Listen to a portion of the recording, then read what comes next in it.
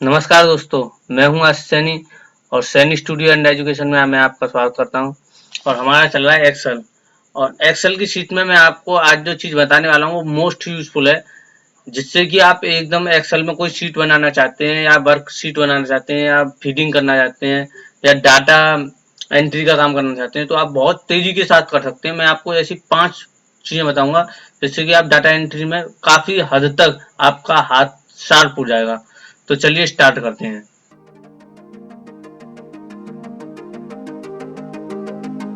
तो ये जो हमारी खाली शीट पर मैं इस पे को थोड़ा सा बड़ा कर लेता। सबसे पहले आपका फॉर्मूला आता है रैंड बिटवीन। रैंड बिटवीन का आप यूज क्या होता है कि जैसे मान लीजिए आपको कस्टम नंबर्स चाहिए। कस्टम नंबर का मतलब क्या है, जैसे कि अभी मैं टाइप कर रहा हूँ तब यहाँ पे नंबर आ रहे हैं, लेकिन एज इट इज मैं चाहता हूँ कि मैं जो इतने अपनी डिजिट चाहूँ ऑटोमेटिक आ जाए। तो वो कैसे आ सकती है, जैसे मान लीजिए मैं इन सेल्स को किसी नंबर से भरना चाहता हूँ तो मैं क्या करूँगा, यहाँ पे लगाऊंगा, इन सेल्स को सिलेक्ट कर लूंगा पहले जितने भी सिलेक्ट हैं, और आप बाद में भी बढ़ा घटा सकते हैं, ऐसी कोई दिक्कत नहीं है। मैं इतने सेल सिलेक्ट कर लेता हूँ। ये मैंने शीट बड़ी कर ली है और मैं इसमें अब रैंड बिटवीन का फॉर्मूला लगाता हूँ। तो आप जस्ट इक्वल टू का बटन दबाइए और आप लिखिए यहाँ रैंड बिटवीन, RANDBETWEE। ठीक है, और फिर कोष्टक चालू करिए आप। और फिर यहाँ बॉटम यानी सबसे कम वाली संख्या, यानी मान लीजिए मैं यहाँ से 40 से और फिर कॉमा लगाइए और 90 तक की संख्या चाहता हूँ, तो आप इसको कोष्टक को बंद कर दीजिए और मैं एंटर मार देता हूँ। और यहाँ पे 48 है। अब जैसे ही आप इसको खींचेंगे तो ये देखिए 40 से 90 के बीच में ये संख्या आ चुकी है और 40 से 90 तक ये संख्या आ चुकी है। आप कहेंगे ये तो as it is custom numbers हैं, ये हमारे क्या नाम काम आएंगे। तो इसका चलिए मैं आपको एक यूज बता दे रहा हूँ। मैंने एक पहले से शीट बनाई हुई है, ये रही। अब मान लीजिए मैं इन नंबर्स को डिलीट कर देता हूँ, ठीक है। अब मैं आपको रेफरेंस के लिए कुछ बताना चाहता हूँ और मेरे पास कुछ है नहीं, तो मैं क्या करूंगा, यहाँ पे जस्ट रेंड बिटवीन का फॉर्मूला लाऊंगा, इक्वल टू दूंगा RANDGET और कोष्टक चालू करूंगा। और मान लीजिए मैं यहाँ पे 30 से और 100 के बीच में नंबर देना चाहता हूँ, या 90 मान लीजिए, ठीक है। और मैं जस्ट यहाँ पे एंटर मार देता हूँ। अब यहाँ पे 73 आया और मैं इसको जस्ट खींच दूंगा। अब मैं ऐसे मन से लिखता तो मेरे मन में नहीं आते कि क्या कौन कौन से नंबर लिखूंगा या कितना परसेंटेज क्या ग्रेड। तो इस वजह से आप ऐसे रैंड बिटवीन का अगर यूज करेंगे तो ये काफी यूजफुल फॉर्मूला है किसी को समझाने के लिए। लेकिन ये एक बात है कि ये आंकड़े जो है बराबर नहीं देता है, लेकिन बाकी आपकी कैलकुलेशन वगैरह जो भी है वो सही चलेगी। जैसे कि आप जाके देख लीजिए कि सर आपके 47 नंबर है 100 में से, तो आपका 47% बन चुका है, ठीक है। तो इस तरह आप ये ले सकते हैं।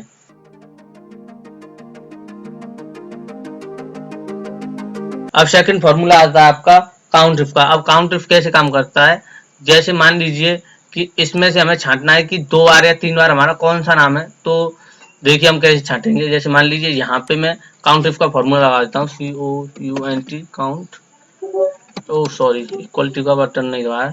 अच्छा, एक बात जरूर ध्यान रखना कि जब भी आपको कोई भी फॉर्मूला लगाना हो तो सबसे पहले इक्वल टू का बटन जरूर दबा लेना, क्योंकि बिना इक्वल टू के बटन के यानी बराबर के सिंबल के आपका कोई भी फॉर्मूला कभी काम नहीं करेगा, ठीक है। तो मैं लगाता हूँ काउंट इफ, काउंट इफ, फिर कोष्टक चालू करेंगे और रेंज देंगे उसको, ये वाली, और फिर कॉमा लगाएंगे।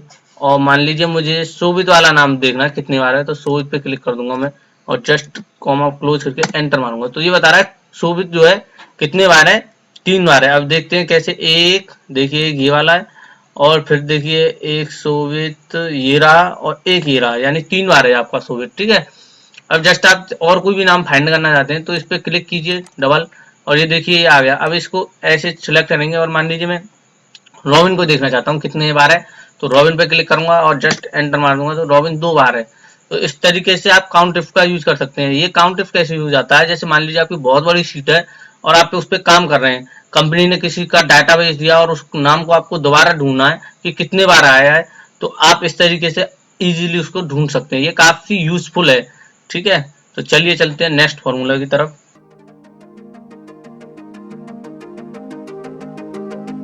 नेक्स्ट फॉर्मूला आता है आपका काउंट। काउंट क्या काम करता है, जैसे मान लीजिए ये जो सेल्स हैं ये कितने सेल्स हैं या कि जिनमें काम हुआ है, तो आप ऐसे काम काउंट करेंगे 1 2 3, तो इस तरीके से काफी टाइम लग जाएगा। तो आप इसके लिए क्या करेंगे, काउंट का फॉर्मूला लगा दीजिए। कैसे लगाएंगे, जैसे कि मान लीजिए मैं यहाँ पे लगा देता हूँ काउंट का फॉर्मूला, तो मैं यहाँ लिखूंगा इक्वल टू COUNT काउंट, और यहाँ से मैंने इसका लगाया।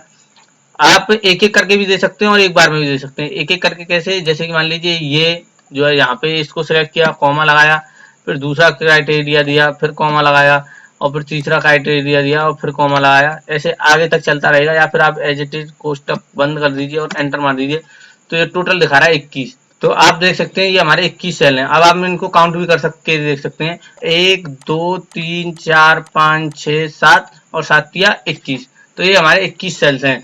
तो इस तरीके से आप किसी भी क्राइटेरिया को आप चूज कर सकते हैं। तो इस तरीके से आप काउंट का यूज कर सकते हैं। ये भी काफी यूजफुल फॉर्मूला है, जैसे कि आपको सीट में कितने सेल्स हैं, कितने में काम किया है, क्या किया है, इस तरीके से कुछ देखना है तो आप इसको आसानी से इजीली तरीके से देख सकते हैं।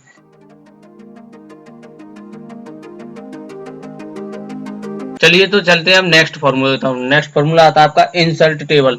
इंसर्ट टेबल का मतलब क्या है कि मान लीजिए आपको कोई टेबल बनानी है यहाँ पे, जैसे कि देखिए आप यहाँ ऑप्टेन मार्क 0 है, परसेंटेज भी 0 है, टोटल मार्क्स हमने 100 लिखे हुए हैं, लेकिन यहाँ प्री एग्जाम और मेन एग्जाम के मार्क्स लिखने हैं हमें। अब आप क्या करेंगे, यहाँ से पहले या तो इनको लेंगे एंटर करके, या फिर यहाँ पे करेंगे, या फिर यहाँ से अपना कोई भी अंक लिखकर और फिर कोई भी अंक इधर लिखकर फिर इधर जाएंगे टैब और फिर एंटर मारेंगे। तो इस तरीके से आपको काफी दिक्कत होगी। तो आप क्या कर सकते हैं, जैसे कि मान लीजिए यहाँ से इन सेल्स को सिलेक्ट करेंगे और अब आप यहाँ पे कोई भी नंबर लिख सकते हैं। देखिए, तो आप टैब दबाएंगे और ये यहाँ पे आ गया, फिर टैब दबाएंगे ये यहाँ आ गया। आप इसी तरह टैब कर दबा दबा के कहीं पे भी जा सकते हैं। ठीक है, ये मैंने कुछ ज्यादा डिजिट लिख दी है, मैं आपको दोबारा दिखाता हूँ। अब आप देखेंगे कि ये जो प्री मार्क्स हैं और मेन मार्क्स हैं ऑटोमेटिक जोड़ गए हैं। जैसे 46 और 78 को आप जोड़ेंगे तो ये 124 होंगे, यानी 124 होंगे, यानी 124। तो और इसका परसेंटेज निकलेगा 46। तो ये मैंने फॉर्मूला ऑटोमेटिक लगाया हुआ है पहले से ही, और मैंने आपको पहले कुछ वीडियोज में बताया कि फॉर्मूला कैसे देखते हैं और कैसे लगाते हैं। जैसे कि देखिए मैंने यहाँ पे C2 प्लस D2 को जोड़ के 182 जो देखिए यहाँ पे फॉर्मूला दिखा रहा है। आपको जस्ट अगर फॉर्मूला देखना भी है तो आप डबल क्लिक करके भी देख सकते हैं, आपको दिखा देगा। और देखिए यहाँ पे अगर इसका फॉर्मूला देखा है तो ये देखिए यहाँ पे मैंने सेल्स को परसेंटेज में कन्वर्ट करके डिवाइड किया हुआ है। तो इस तरीके से आप कोई भी फॉर्मूला लगाएंगे तो काफी यूजफुल रहेगा।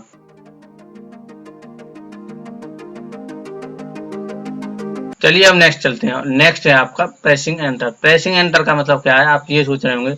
तो जैसे मान लीजिए यहाँ पे मैं जब एंटर मारता हूँ तो ये नीचे की तरफ जाता है और टैब मारता हूँ तो इधर की साइड जाता है। लेकिन कुछ लोग होते हैं जिन्हें एंटर मारने की आदत होती है, उन्हें क्या आपका सेल तो चलना चाहिए ऐसे, लेकिन वो मारेंगे एंटर क्योंकि उनको आदत होती है ऐसी।